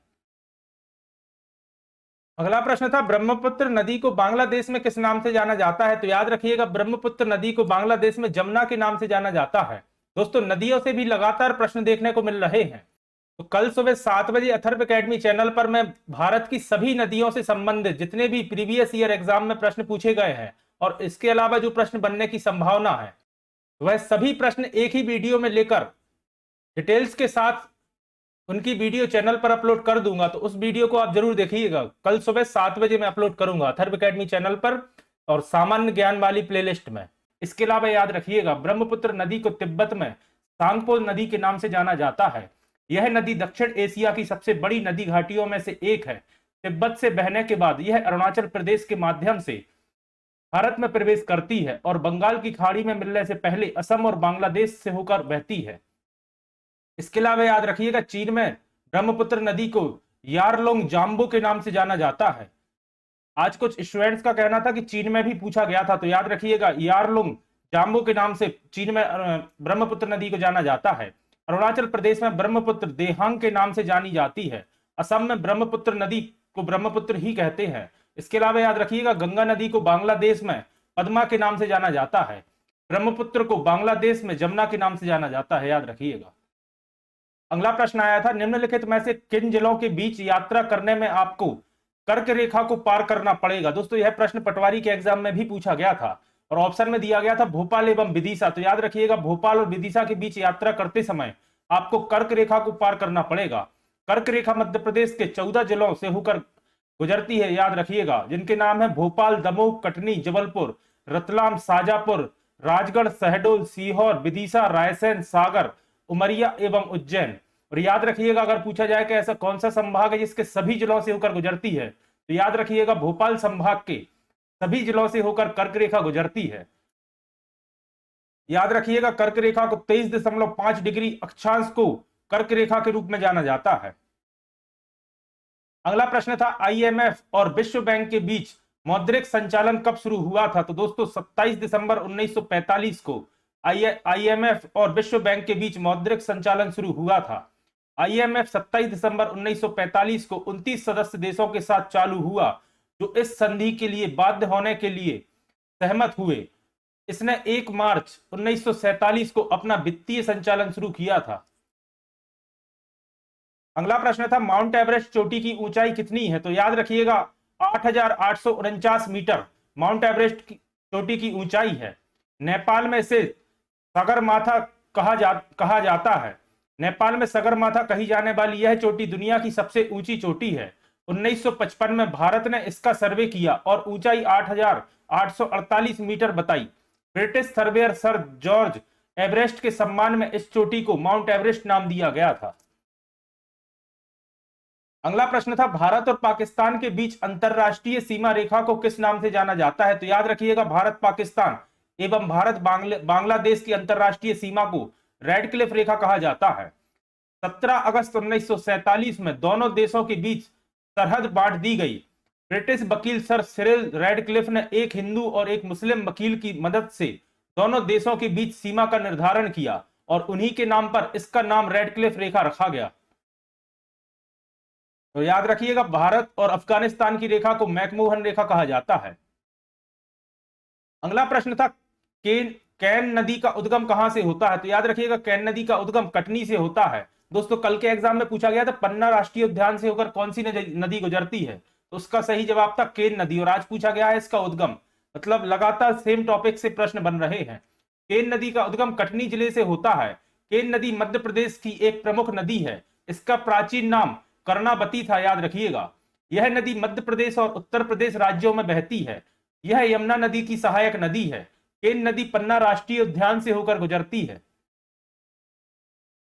अगला प्रश्न था, मध्य प्रदेश में अनेक अजूबों के नाम से किसे जाना जाता है। तो याद रखिएगा, अनेक अजूबे या कई अजूबों के नाम से खजुराहो को माना जाता है या कहा जाता है। मध्य प्रदेश में खजुराहो को कई या अनेक अजूबों के नाम से जाना जाता है। खजुराहो मध्य प्रदेश के छतरपुर जिले में स्थित एक प्राचीन शहर है। यह अपनी खूबसूरत मंदिरों के लिए दुनिया भर में प्रसिद्ध है। खजुराहो स्मारक समूह को 1986 में, वर्ष याद रखिएगा, यूनेस्को की विश्व धरोहर स्थल के रूप में सूचीबद्ध किया गया था। यह काफी महत्वपूर्ण है। 1986 खजुराहो के मंदिरों का निर्माण चंदेल शासकों द्वारा कराया गया था, याद रखिएगा। और खजुराहो के सबसे बड़े प्रतिष्ठित मंदिर कंदरिया महादेव मंदिर का निर्माण विद्याधर द्वारा कराया गया था। यह भी अधिकतर पूछा जाता है। अगला प्रश्न था, बांग्लादेश और पाकिस्तान की संसद का नाम क्या है। तो दोस्तों बांग्लादेश की संसद का नाम है जातीय संसद और पाकिस्तान की संसद का नाम है मजलिस ए शूरा। बांग्लादेश की संसद का नाम है जातीय भवन या जातीय संसद। यह बांग्लादेश की राजधानी ढाका की शेर ए बंगला नगर में स्थित है। इस भवन को प्रसिद्ध अमेरिकी वास्तुकार लुइस कान ने डिजाइन किया था। पाकिस्तान की संसद का नाम मजलिस ए सूरा है, याद रखिएगा। उर्दू में इसका अर्थ होता है पाकिस्तान का सलाहकार या पाकिस्तान सलाहकार सभा। यह इस्लामी गणराज्य पाकिस्तान का सर्वोच्च विधायी निकाय है। अगला प्रश्न था G20 की स्थापना कब की गई थी? तो याद रखिएगा G24 या G24 की स्थापना वर्ष 1948 में की गई थी। G24 की स्थापना 1948 में की गई थी। G24 की स्थापना 23 संस्थापक देशों द्वारा की गई थी, जिसमें भारत भी शामिल था। G24 का मुख्यालय स्विट्जरलैंड के जिनेवा शहर में स्थित है। G24 की स्थापना द्वितीय विश्व युद्ध के बाद अंतरराष्ट्रीय व्यापार के ढांचे में सुधार और क्रियाशील कार्य प्रणाली को तैयार करने के लिए की गई थी। अगला प्रश्न था बिरहा के लोकगीत किस क्षेत्र में गाए जाते हैं? तो दोस्तों बिरहा के लोकगीत बघेलखंड क्षेत्र में गाए जाते हैं। बघेलखंड के क्षेत्र में बिरहा के लोकगीत गाए जाते हैं। मध्य प्रदेश के अन्य लोकगीत याद रखिएगा भजन, दादरा, चतुरंग, द्रुपद, होरी, ख्याल आदि। अगला प्रश्न था चीन के पहले मंगलयान का क्या नाम था? तो दोस्तों इसका नाम था तियानवेन या जिसे TW1 भी कहा जाता है, तियानवेन-1। चीन ने अपने पहले मंगल ग्रह के रोवर का नाम जूरोंग रखा था, याद रखिएगा। यह नाम एक प्राचीन अग्नि देवता के नाम पर रखा गया है। यान का नाम था तियानवेन और रोवर का नाम था जूरोन। चीन के राष्ट्रीय अंतरिक्ष प्रशासन ने मंगल ग्रह पर एक रोबोटिक अंतरिक्ष यान भेजा है, जिसे तियानवेन-1 कहा जाता है। तियानवेन में 6 अंतरिक्ष यान शामिल थे, याद रखिएगा। अगला प्रश्न था अंतरराष्ट्रीय मुद्रा कोष की स्थापना किस वर्ष की गई थी? दोस्तों अंतरराष्ट्रीय मुद्रा कोष यानी कि IMF, दोनों शिफ्ट में एक एक प्रश्न IMF से पूछा गया है। एक में पूछा गया था इसने संचालन सब कब शुरू किया, और एक में पूछा गया इसकी स्थापना कब की गई।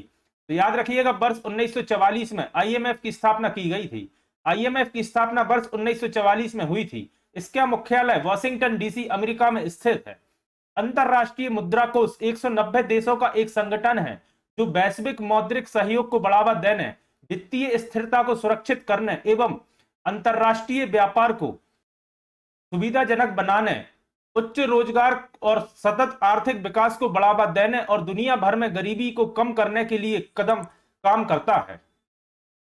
अगला प्रश्न था भारत में मसाले का सबसे बड़ा उत्पादक राज्य कौन सा है? तो दोस्तों आप सभी जानते हैं केरल राज्य भारत में मसाले का सबसे बड़ा उत्पादक राज्य है। केरल भारत में मसाले का सबसे बड़ा उत्पादक है। केरल को मसालों का बगीचा भी कहा जाता है, क्योंकि यहाँ कई प्रकार के मसाले का उत्पादन किया जाता है। केरल में तेज पत्ता, काली मिर्च, वेनिला, इलायची, लौंग, दालचीनी, जायफल, अदरक, हल्दी जैसे मसाले उगाए या पाए जाते हैं। इसके अलावा याद रखिएगा भारत दुनिया में मसाले का सबसे बड़ा उत्पादक, उपभोक्ता एवं निर्यातक देश है और भारत 50 से अधिक मसालों का उत्पादन करता है। अगला प्रश्न था नागपुर उच्च न्यायालय की स्थापना कब की गई थी? तो 2 जनवरी 1936 में नागपुर उच्च न्यायालय की स्थापना की गई थी। नागपुर उच्च न्यायालय की स्थापना 2 जनवरी 1936 को गवर्नमेंट ऑफ इंडिया एक्ट 1915 की धारा 108 के अधीन जॉर्ज पंचम के आदेश से सेंट्रल प्रोविंस के लिए की गई थी। जबलपुर में स्थित मध्य प्रदेश का उच्च न्यायालय मध्य प्रदेश राज्य का उच्च न्यायालय है, जिसकी स्थापना मध्य प्रदेश के गठन के साथ 1 नवंबर 1956 में की गई थी। न्यायालय 1899 में राजा गोकुल दास द्वारा निर्मित एक प्रभावशाली इमारत में स्थित है। इस इमारत का डिजाइन हेनरी इरविन ने 1886 में तैयार किया था। अगला प्रश्न था भारतीय जीवन बीमा निगम अधिनियम किस वर्ष पारित किया गया था? तो दोस्तों इसका सही जवाब था वर्ष 1956 में। भारतीय जीवन बीमा निगम अधिनियम 1956 में संसद द्वारा पारित किया गया था। भारतीय जीवन बीमा निगम की स्थापना तब हुई जब भारत की संसद ने भारतीय जीवन बीमा अधिनियम पारित किया, जिसने भारत में बीमा उद्योग का राष्ट्रीयकरण किया। भारतीय जीवन बीमा निगम भारत सरकार के स्वामित्व वाला एक बीमा समूह है और निवेश निगम है। इसके अलावा याद रखिएगा सुरेंद्रनाथ टैगोर ने हिंदुस्तान इंश्योरेंस समिति की स्थापना की थी, जिसे बाद में जीवन बीमा निगम नाम दिया गया। अगला प्रश्न था 1858 को सॉरी 1858 के अधिनियम के समय भारत के वायसराय कौन थे? तो याद रखिएगा 1858 में लॉर्ड कैनिंग भारत के वायसराय थे, और लॉर्ड कैनिंग भारत के पहले वायसराय थे, यह भी याद रखिएगा। लॉर्ड कैनिंग जो कि 1856 से 1862 तक भारत के वायसराय रहे, भारत के पहले वायसराय थे। वायसराय भारत की रियासतों के लिए ब्रिटिश क्राउन प्रतिनिधि थे। लॉर्ड कैनिंग भारत सरकार अधिनियम 1858 के माध्यम से भारत के पहले वायसराय एवं गवर्नर जनरल बने थे। वह भारतीय सिपाही विद्रोह 1857 के दौरान भी भारत के गवर्नर जनरल थे, याद रखिएगा। यह भी अधिकतर पूछा जाता है 1857 में गवर्नर जनरल कौन था? तो याद रखिएगा लॉर्ड कैनिंग। अगला प्रश्न था ऊषा गांगुली किस क्षेत्र से संबंधित हैं? तो दोस्तों ऊषा गांगुली एक थिएटर निर्देशक हैं, अभिनेत्री हैं एवं एक सक्रिय समाज सेवी हैं। ऊषा गांगुली को कोलकाता में हिंदी नाटकों के विकास का श्रेय दिया जाता है। प्रसिद्ध दक्षिण एशियाई रंगकर्मी ऊषा गांगुली का अप्रैल 2020 में निधन हो गया है। अगला प्रश्न था 2021 में BWF यानी कि वर्ल्ड बैडमिंटन फेडरेशन में सिल्वर मेडल किसने जीता? तो दोस्तों इसका सही जवाब था किदाम्बी श्रीकांत और PV सिंधु ने। अगला प्रश्न था भारत ने कब तक 175 गीगावाट नवीकरणीय ऊर्जा क्षमता स्थापित करने का लक्ष्य रखा है? तो दोस्तों यह लक्ष्य रखा था 2022 तक के लिए। भारत ने 2022 तक 175 गीगावाट नवीकरणीय ऊर्जा क्षमता स्थापित करने का लक्ष्य रखा था। हालांकि consultancy firm Bridge to India ने कहा था कि भारत की नवीकरणीय क्षमता दिसंबर 2022 तक 122 गीगावाट तक पहुंचने की उम्मीद है, जो भारत सरकार के 175 गीगावाट के लक्ष्य के 30% कम है। अगला प्रश्न था अलीराजपुर जिले की साक्षरता दर कितनी है? तो दोस्तों मध्य प्रदेश सामान्य ज्ञान वाली क्लास में कई बार अपन यह डिस्कस कर चुके हैं, 36.01% अलीराजपुर जिले की साक्षरता दर है। और याद रखिएगा अलीराजपुर मध्य प्रदेश का और देश का सबसे कम साक्षर जिला है। अलीराजपुर मध्य प्रदेश का सबसे कम साक्षर जिला है। सर्वाधिक महिला साक्षरता वाला जिला याद रखिएगा भोपाल है। सर्वाधिक साक्षर जिला जबलपुर है 81.01%। मध्य प्रदेश की कुल साक्षरता दर है 69.3%। जनगणना 2021 के अनुसार राज्य में महिला साक्षरता दर थी 59.2%। अगला प्रश्न था अंत्योदय अन्न योजना के तहत किस तरह का खाद्यान्न दिया जाता है? तो दोस्तों जो गरीबों में सबसे गरीब है को प्रति माह प्रति परिवार 35 किलोग्राम खाद्यान्न दिया जाता है।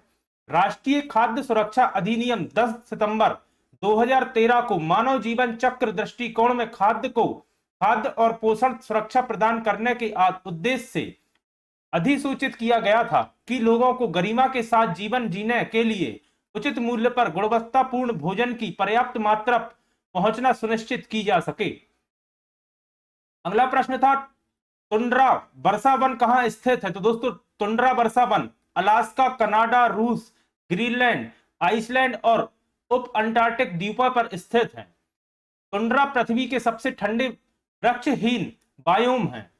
टुंड्रा आर्कटिक की बर्फ की चोटियों के ठीक नीचे के क्षेत्र में पाए जाते हैं, जो उत्तरी अमेरिका से लेकर यूरोप और एशिया में साइबेरिया तक फैले हुए हैं। अगला प्रश्न था निम्नलिखित में से किसे गांधी जी द्वारा अजात शत्रु कहा जाता था? तो दोस्तों डॉक्टर राजेंद्र प्रसाद को गांधी जी द्वारा अजात शत्रु कहा जाता था। गांधी जी ने डॉक्टर राजेंद्र प्रसाद को अजात शत्रु कहा, जिसका अर्थ होता है जिसका कोई दुश्मन ना हो या जिसका कोई शत्रु ना हो।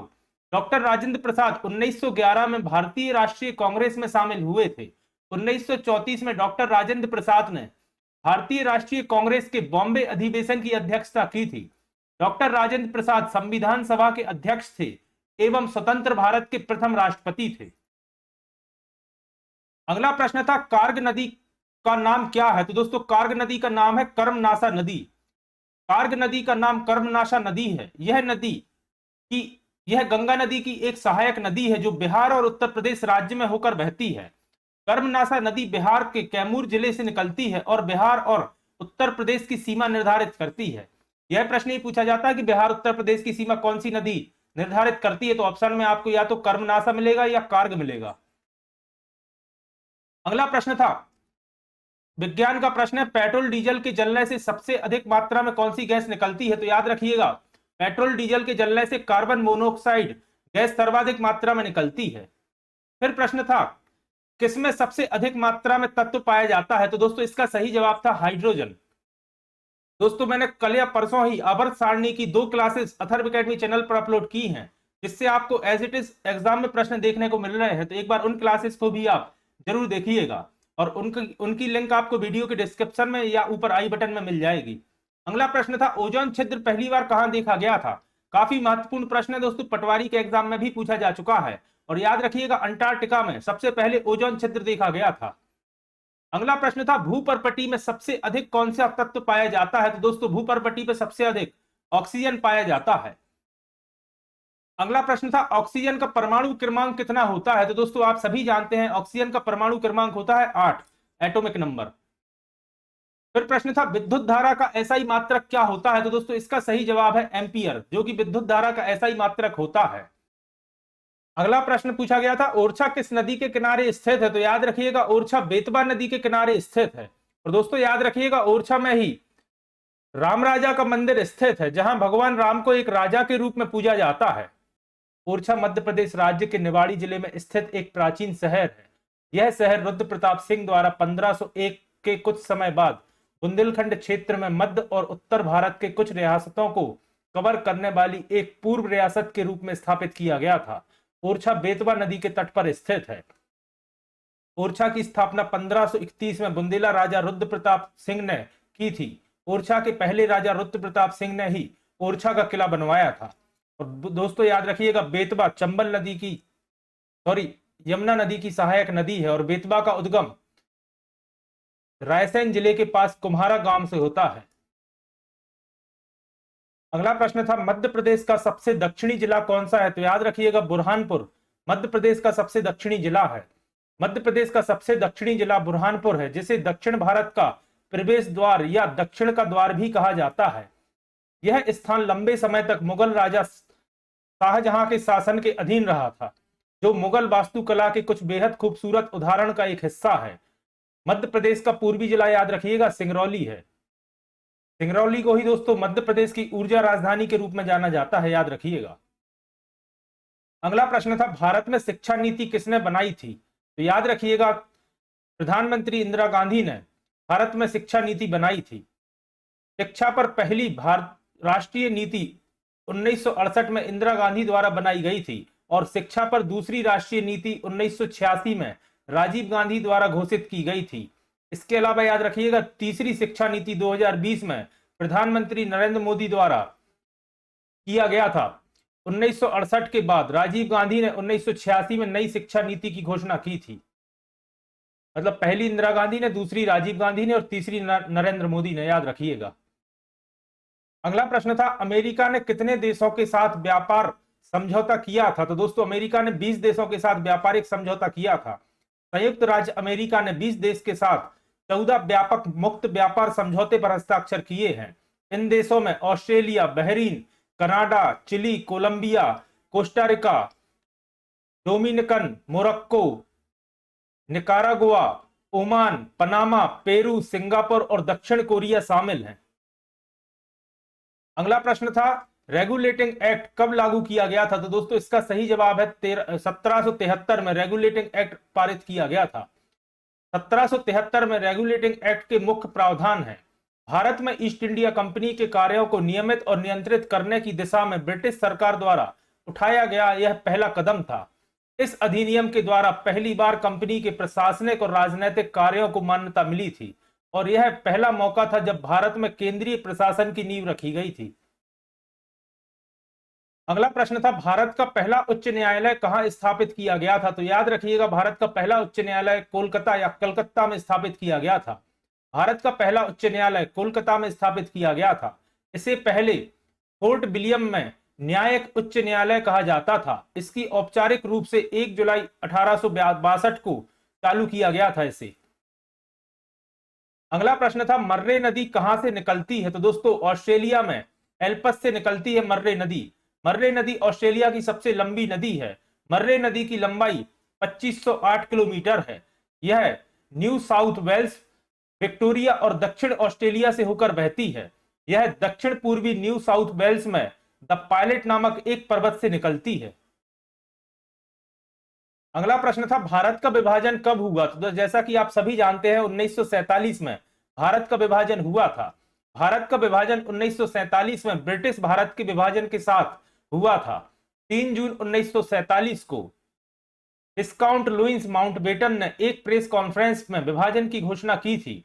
उन्होंने स्वतंत्रता की भी तारीख 15 अगस्त 1947 की घोषणा इसी प्रेस कॉन्फ्रेंस में की थी। भारत और पाकिस्तान 15 अगस्त 1947 की आधी रात से कानूनी रूप से 2 स्वतंत्र राष्ट्र बन गए थे।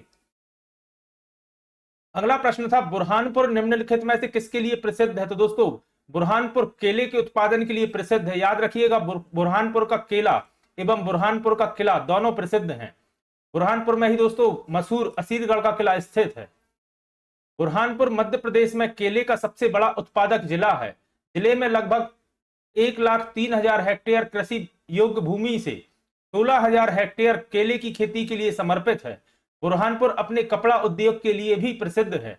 यह मध्य प्रदेश में शक्ति चालित करघा उद्योग का भी केंद्र है। अगला प्रश्न था काकेशस पर्वत यूरोप और किस महाद्वीप के बीच स्थित है? तो याद रखिएगा काकेशस पर्वत यूरोप तथा एशिया के बीच स्थित है। काकेशस पर्वत यूरोप और एशिया के बीच की सीमा पर स्थित है।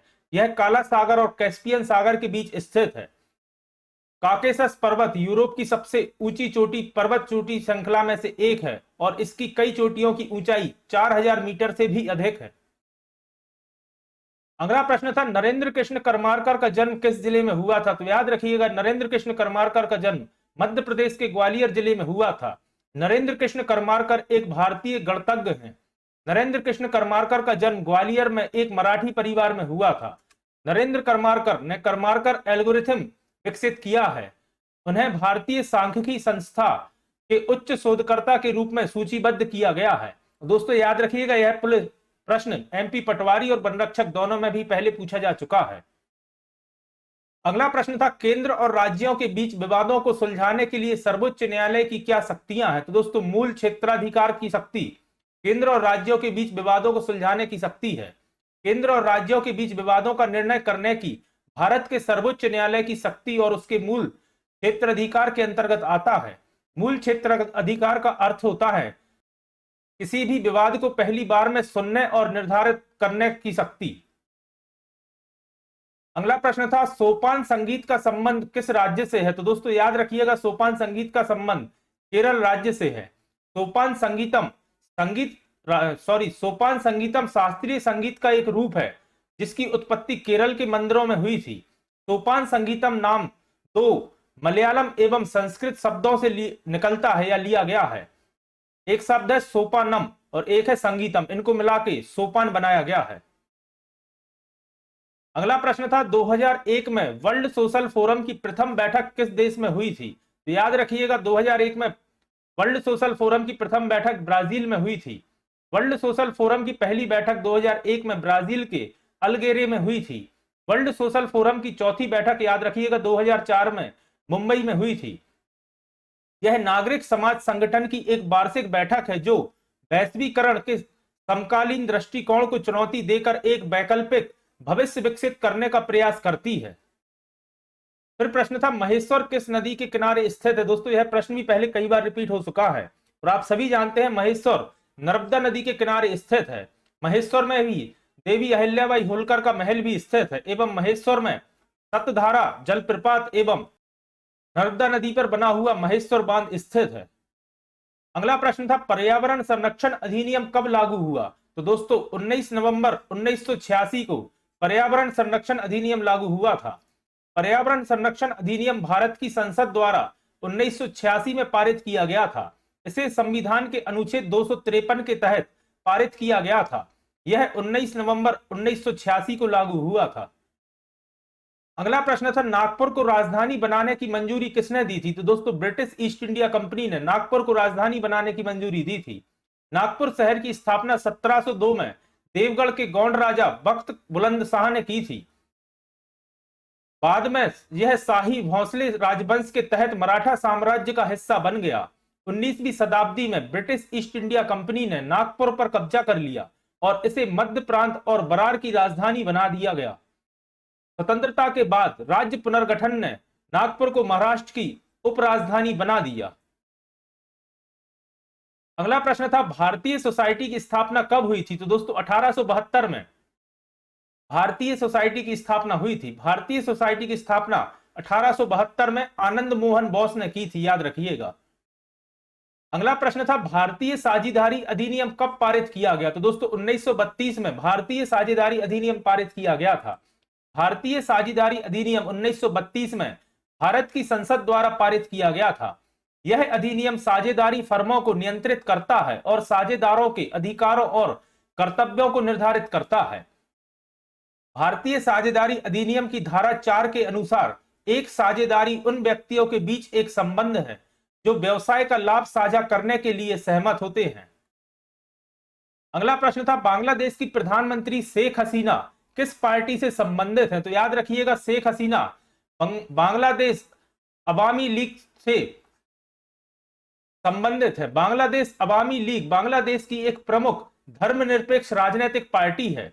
यह 1971 के बांग्ला असंतोष और विद्रोह का एक महत्वपूर्ण राजनीतिक उत्प्रेरक था। 1984 से शेख हसीना इस पार्टी का नेतृत्व कर रही हैं। अगला प्रश्न था स्टैंड अप इंडिया की शुरुआत कब की गई थी? तो दोस्तों याद रखिएगा 5 अप्रैल 2016 को स्टैंड अप इंडिया की शुरुआत की गई थी। आर्थिक शक्तिकरण और रोजगार सृजन को केंद्र में रखते हुए जमीनी स्तर पर उद्यमिता को बढ़ावा देने के लिए 5 अप्रैल 2016 को वित्त मंत्रालय द्वारा स्टैंड अप इंडिया योजना शुरू की गई थी। अगला प्रश्न था डॉल्फिन मैन ऑफ इंडिया किसे कहा जाता है या किसे कहते हैं? तो याद रखिएगा रविंद्र कुमार सिन्हा को डॉल्फिन मैन ऑफ इंडिया कहा जाता है। और यह भी दोस्तों काफी महत्वपूर्ण प्रश्न है। डॉल्फिन मैन के नाम से मशहूर रविंद्र कुमार सिन्हा एक भारतीय हैं जो गंगा में डॉल्फिन के संरक्षण के लिए काम कर रहे हैं। सिन्हा ने 1970 में पटना विश्वविद्यालय से पढ़ाई की जो कि गंगा नदी के किनारे स्थित है। उनके प्रयासों के कारण 2005 में डॉल्फिन को भारत का राष्ट्रीय जलीय जीव घोषित किया गया। यह पॉइंट भी काफी महत्वपूर्ण है, याद रखिएगा 2005 में गंगा डॉल्फिन को भारतीय जलीय जीव घोषित किया गया। अगला प्रश्न था प्रकाश संश्लेषण में कौन सी प्रक्रिया होती है? तो दोस्तों पौधे सूर्य से प्रकाश, पानी और कार्बन डाइऑक्साइड का उपयोग करके भोजन बनाते हैं। प्रकाश संश्लेषण की विधि पूछी गई थी। फिर प्रश्न था वायुमंडल में कौन सी निष्क्रिय गैस नहीं पाई जाती? तो दोस्तों रेडॉन गैस वायुमंडल में नहीं पाई जाती जो कि एक निष्क्रिय गैस है। और दोस्तों मैंने हाल ही में आवर्त सारणी की एक सेपरेट वीडियो बनाकर अथर्व एकेडमी चैनल पर अपलोड करी है जिसकी लिंक आपको ऊपर वीडियो के डिस्क्रिप्शन में और ऊपर आई बटन में मिल जाएगी। और उससे आपको लगातार हर एक शिफ्ट में प्रश्न देखने को मिल रहे हैं, तो उस वीडियो को एक बार जरूर देखिएगा। यह रेडॉन वाला प्रश्न भी मैंने उसमें डिस्कस किया था। और यह भी निम्नलिखित में से कौन एक हेलोजन तत्व नहीं है? तो जिरकोनियम इसका सही जवाब है। और यह प्रश्न भी मैंने उस वीडियो में डिस्कस किया है। अगला प्रश्न था इनमें से कौन सा उत्सर्जी अंग नहीं है? तो दोस्तों अग्नाशय उत्सर्जी अंग नहीं होता। मानव शरीर एवं मानव शरीर के तंत्र से भी एक वीडियो मैंने बायो की बनाकर अपलोड की है, तो उसे भी आप जरूर देखिएगा। उसकी लिंक भी आपको ऊपर आई बटन में और वीडियो के डिस्क्रिप्शन में मिल जाएगी। फिर प्रश्न था मौसम संबंधी घटना किस मंडल में होती है? तो दोस्तों क्षोभ मंडल में मौसम संबंधी घटना होती है। अगला प्रश्न था प्रजनन के तरीके के आधार पर जीवों का वर्गीकरण किया जा सकता है? तो दोस्तों 2 प्रकार से किया जा सकता है प्रजनन के आधार पर, याद रखिएगा। फिर प्रश्न था कोलेसीलस किसका रूप है? तो दोस्तों विषवांगी विषण का रूप होते हैं कोलेसीसिस। फिर प्रश्न था निम्नलिखित में से कौन सा उत्सर्जी अंग नहीं है? तो दोस्तों हृदय एक उत्सर्जी अंग नहीं है। अगला प्रश्न था यहां मिसप्रिंट क्षुद्र ग्रह है। क्षुद्र ग्रह किसके चक्कर लगाते हैं? तो याद रखिएगा क्षुद्र ग्रह मंगल और बृहस्पति के बीच एक बेल्ट में स्थित होते हैं और यह सूर्य की परिक्रमा करते हैं। फिर प्रश्न था मल्चिंग किसका उदाहरण है? तो दोस्तों मृदा संरक्षण का उदाहरण होता है मल्चिंग। अगला प्रश्न था मध्य प्रदेश में विधानसभा की कुल कितनी सीटें हैं? तो याद रखिएगा मध्य प्रदेश विधानसभा में कुल 230 सीटें हैं। दोस्तों कल वाले एग्जाम में लोकसभा की सीटें पूछा गया था और आज मध्य प्रदेश में विधानसभा की सीटें पूछी गई हैं। 14 मार्च 1981 को तत्कालीन लोकसभा अध्यक्ष श्री बलराम धाकड़ द्वारा नए विधानसभा भवन का शिलान्यास संपन्न हुआ था। अरेरा पहाड़ी पर बिरला मंदिर और राज्य मंत्रालय के बीच 17 सितंबर 1984 को इस नए भवन का निर्माण प्रारंभ हुआ था। अगला प्रश्न था दक्षिण का द्वार किसे कहा जाता है। दोस्तों कल वाले एग्जाम में पूछा गया था मध्य प्रदेश में दक्षिणी द्वार या दक्षिणी जिला कौन सा है, तो उसका सही जवाब था बुरहानपुर। और उस वीडियो में अपन ने डिस्कस किया था कि बुरहानपुर को ही दक्षिण भारत का प्रवेश द्वार या दक्षिणी द्वार के रूप में जाना जाता है। बुरहानपुर को दक्षिण का प्रवेश द्वार या दक्षिण के द्वार के रूप में जाना जाता है। बुरहानपुर में मध्य प्रदेश में सबसे अधिक केले का उत्पादन होता है। असीरगढ़ का प्रसिद्ध किला बुरहानपुर में ही स्थित है, याद रखिएगा। और इससे एक प्रश्न और बनता है कि मुगल कालीन किस राजा की राजधानी बुरहानपुर रही है, या कौन सा राजा बुरहानपुर में रहा है, तो याद रखिएगा शाहजहां बुरहानपुर में रहा है। या प्रश्न आता है कि मध्य प्रदेश का कौन सा शहर मुगल सम्राट या मुगल बादशाह शाहजहां की राजधानी रहा है, तो उसका सही जवाब था बुरहानपुर। अगला प्रश्न था राहत इंदौरी का जन्म कहां हुआ था। तो दोस्तों आप सभी जानते हैं राहत इंदौरी का जन्म इंदौर मध्य प्रदेश में हुआ था। राहत इंदौरी एक प्रसिद्ध कवि एवं एक शायर थे। उनका जन्म 1 जनवरी 1950 को मध्य प्रदेश के इंदौर शहर में हुआ था। अगला प्रश्न था नगर वन योजना में देश भर में कितने वन विकसित होंगे। तो दोस्तों इसका सही जवाब था 200 वन। विश्व पर्यावरण दिवस के अवसर पर सरकार ने वन विभाग, नगर निकायों, गैर सरकारी संगठनों, कॉरपोरेट्स और आम लोगों की भागीदारी और सहयोग पर एक सिरे से ध्यान केंद्रित करते हुए अगले 5 वर्षों में देश भर में 200 शहरी वन विकसित करने के लिए नगर वन योजना के कार्यान्वयन की घोषणा की है।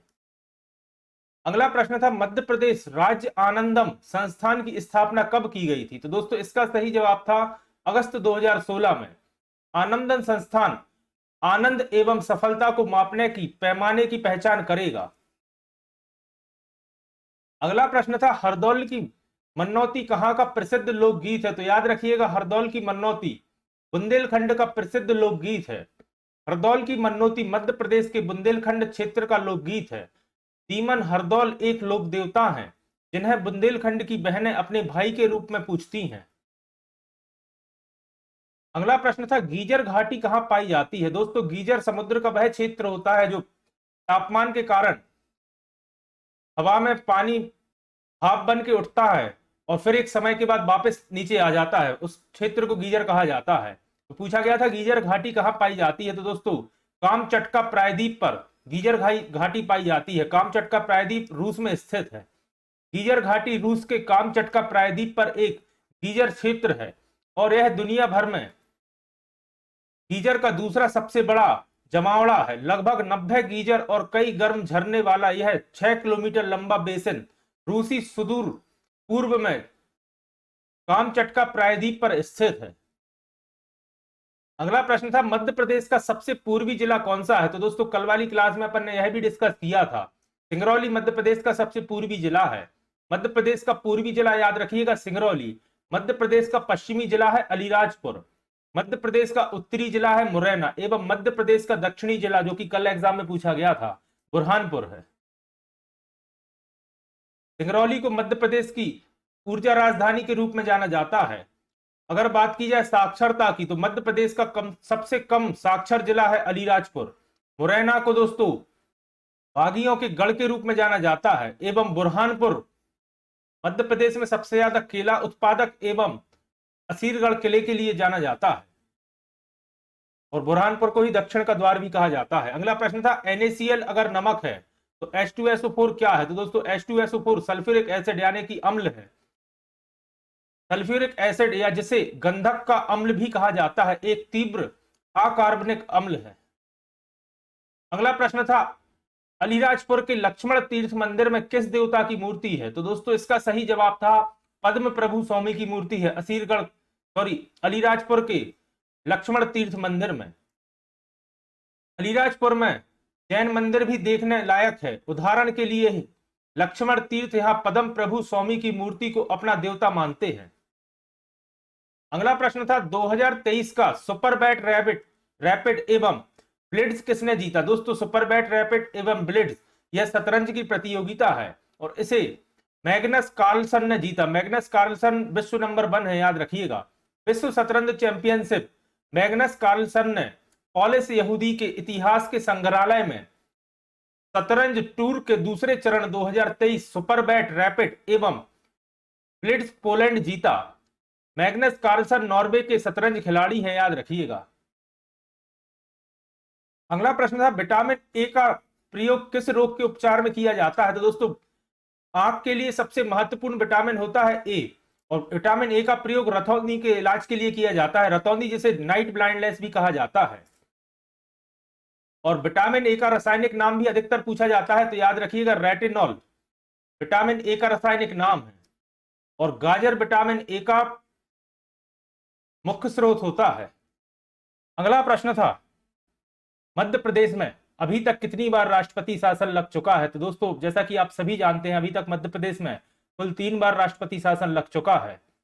और दोस्तों यह काफी महत्वपूर्ण प्रश्न है, पहले कई एग्जाम से पूछा जा चुका है। मध्य प्रदेश में 3 बार राष्ट्रपति शासन लग चुका है। पहली बार 29 अप्रैल 1977 से 25 जून 1977 तक, दूसरी बार 18 फरवरी 1980 से 8 जून 1980 तक, और तीसरी बार 15 दिसंबर 1992 से 7 दिसंबर 1993 तक। मध्य प्रदेश में पहला राष्ट्रपति शासन 30/4/1977 से 23/6/1977 के दौरान लगा था, और श्री सत्यनारायण सिन्हा पहले राष्ट्रपति शासन के दौरान मध्य प्रदेश के राज्यपाल थे। अगला प्रश्न था प्रधानमंत्री मातृ वंदना योजना में कितनी राशि दी जाती है? तो याद रखिएगा 5,000 रुपए की राशि दी जाती है प्रधानमंत्री मातृ वंदना योजना में।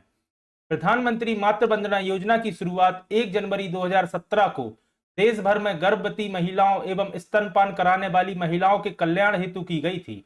इसमें सरकार गर्भवती महिलाओं को पूरे 5,000 रुपए देती है। इस सरकारी योजना में गर्भवती महिलाओं को सरकार से आर्थिक सहायता मिलती है।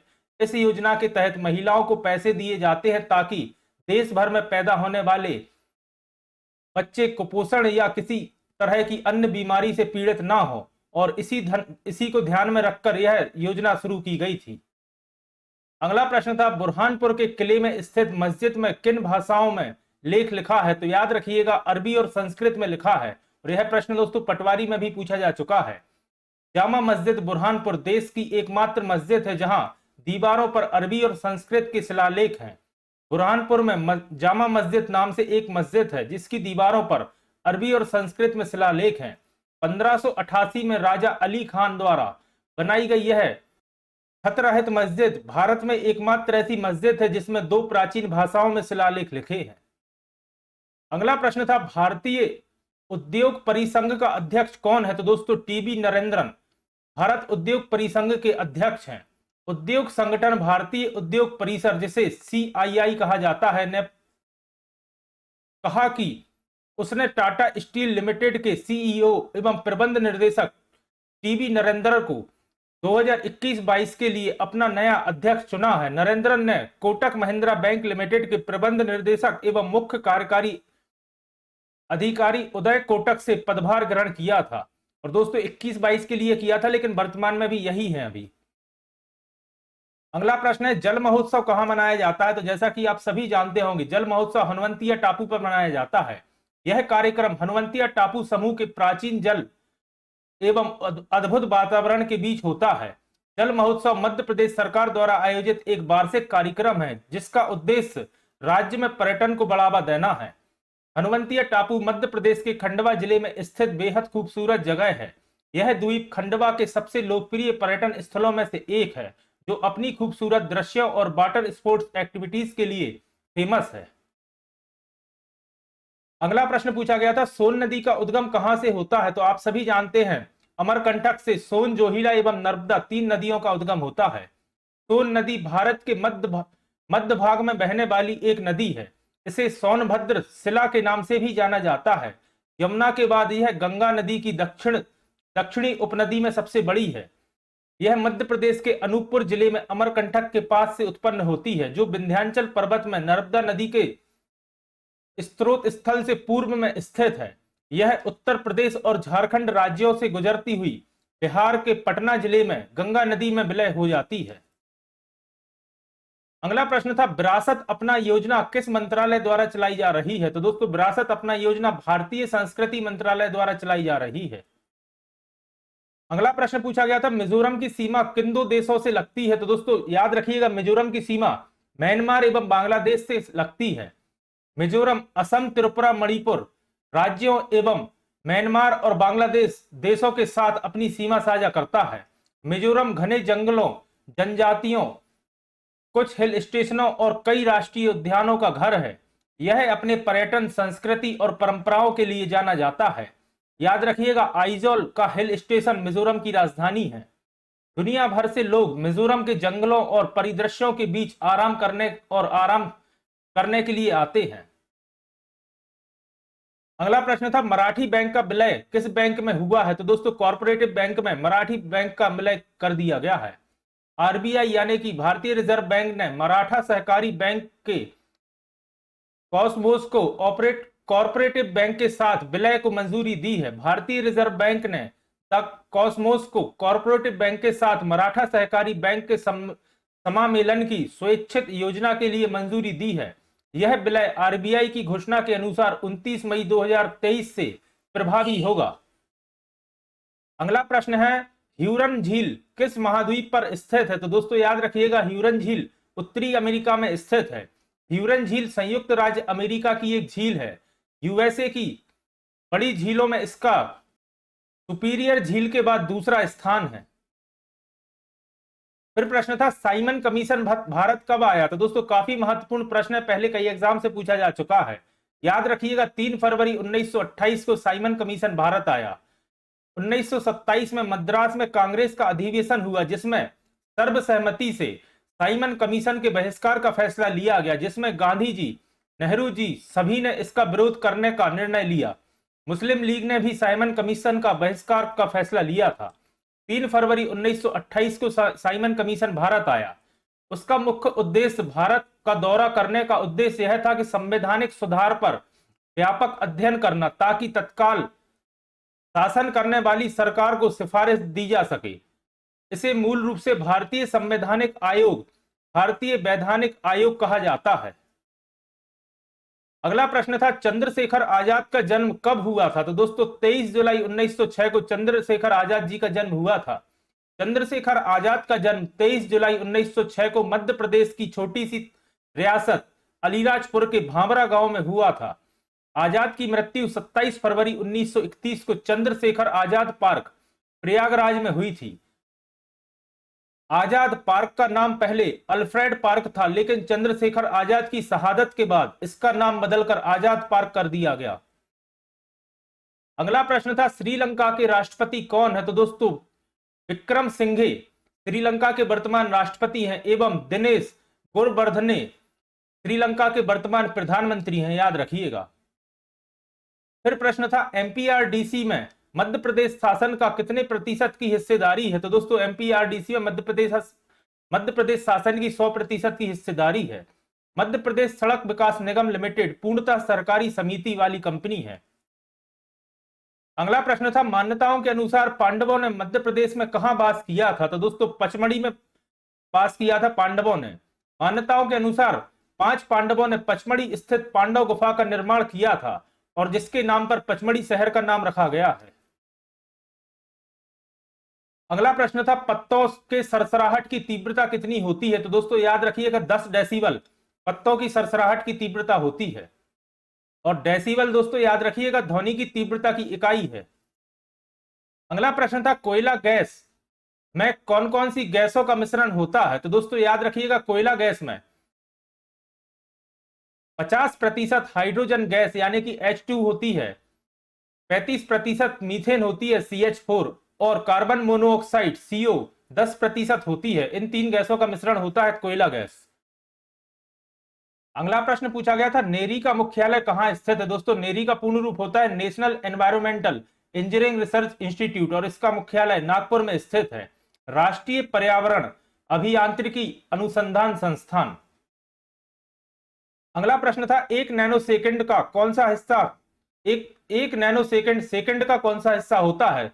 तो दोस्तों 10 की पावर -9 भाग होता है एक नैनोसेकंड एक सेकंड का। अगला प्रश्न था भारत का पहला अंटार्कटिक अनुसंधान कौन सा है? तो दोस्तों इसका नाम है दक्षिण गंगोत्री। भारत सरकार द्वारा निर्मित अंटार्कटिका में दक्षिण गंगोत्री पहला अनुसंधान केंद्र है। यह दक्षिणी ध्रुव से 2500 किलोमीटर की दूरी पर स्थित है और इसका नाम दक्षिण गंगोत्री हिमनद के नाम पर रखा गया है। अगला प्रश्न था मैट हीमोग्लोबिन रोग किसमें होता है? तो दोस्तों मैट हीमोग्लोबिन रोग रक्त में होता है। मैट हीमोग्लोबिन रक्तता या नील शिशु संरक्षण आमतौर पर पेयजल में नाइट्रेट्स की उपस्थिति के कारण होता है। इस सिंड्रोम में शरीर के चारों ओर महत्वपूर्ण ऑक्सीजन ले जाने के लिए रक्त की क्षमता कम हो जाती है। अगला प्रश्न था निम्नलिखित में से कौन पोरीफेरा वर्ग में नहीं आते? तो दोस्तों इसके ऑप्शन तो मुझे नहीं मिल पाए, बाकी इसका डिटेल देखिए। इस समूह के सभी जानवर पानी में पाए जाते हैं और इनके शरीर पर बेयर पोल पाए जाते हैं। यह बहुकोषीय जानवर है लेकिन कोशिकाएं नियमित ऊतक नहीं बनती। कई छिद्रों की दीवार पर पाए जाने वाले ऑस्ट्रिया के रूप में जाना जाता है, इसलिए इन्हें स्पंज कहा जाता है। अगला प्रश्न था ऊर्जा की वाणिज्यिक इकाई क्या है? तो दोस्तों ऊर्जा की वाणिज्यिक इकाई होती है किलोवाट घंटा। 1 किलोवाट घंटा बराबर होता है 3.6 इंटू 10 की पावर 6 जूल बराबर। तो दोस्तों ये थी आज की हमारी क्लास जिसमें हमने 2 सितंबर से 6 सितंबर तक एमपी पुलिस कांस्टेबल में पूछे हुए सभी प्रश्नों को डिस्कस किया है। आशा करता हूं आज की क्लास आपके लिए उपयोगी साबित होगी और पसंद आई होगी। अगर आज की वीडियो आपको पसंद आई है तो वीडियो को लाइक करें, कमेंट करें, और अगर आपने अभी तक अथर्व एकेडमी चैनल को सब्सक्राइब नहीं किया तो चैनल को सब्सक्राइब करें और ज्यादा से ज्यादा लोगों तक शेयर करें। और साथ ही साथ कल सुबह जो मैं भारत की सभी नदियों वाली वीडियो चैनल पर अपलोड करने जा रहा हूं तो उस वीडियो को भी आप सपोर्ट करें। धन्यवाद दोस्तों।